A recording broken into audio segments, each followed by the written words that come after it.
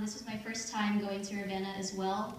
And I actually went with the 2012 delegates, except I was not of age yet, so I just kind of stayed in the hotel and watched TV the entire time.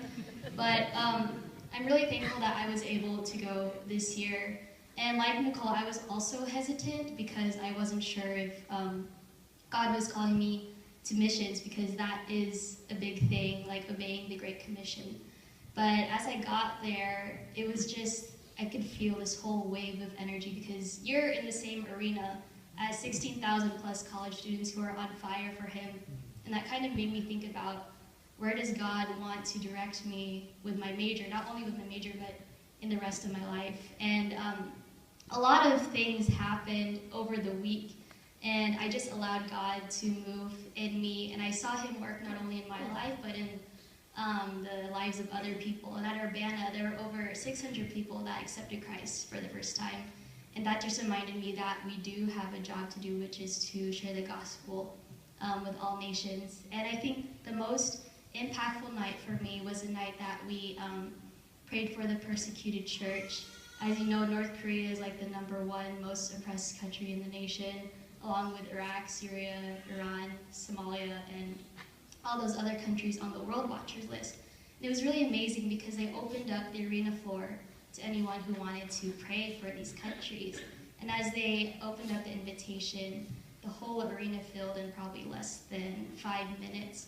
And everyone was just praying. It just reminded me that prayer is definitely powerful, that even though there are people on the other side of the globe, God is working through them and for them to reach the hearts of these people who have never heard the gospel before. And it was just really powerful. And one of the things that stuck with me is that they're just praying, and this one guy just started singing How He Loves, and all of a sudden the entire arena was singing How He Loves, and that was just really impactful for me. I just felt God moving in my heart to go to one of these countries sometime in the near future, after I graduate, of course. But yeah, one of the big decisions that I made is that I am going to go on to med school, because I'm in nursing school right now, because as a doctor you do get access into these countries. And I did feel Him calling me to North Korea and probably one of these other countries in the Middle East.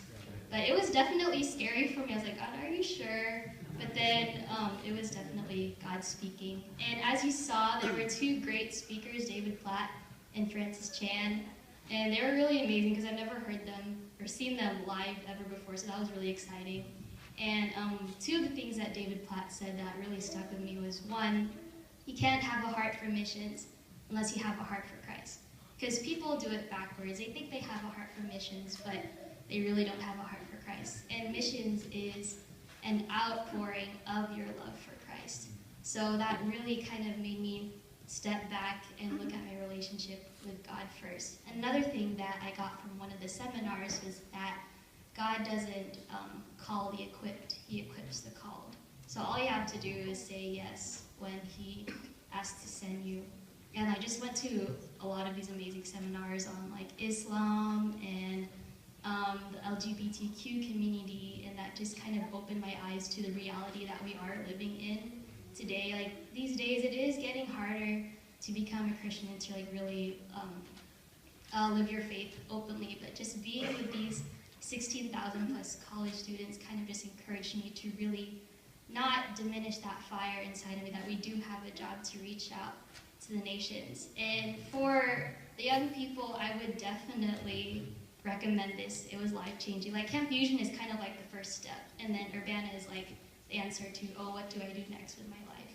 And it is to obey the Great Commission, because God is calling each and every one of us to do great things.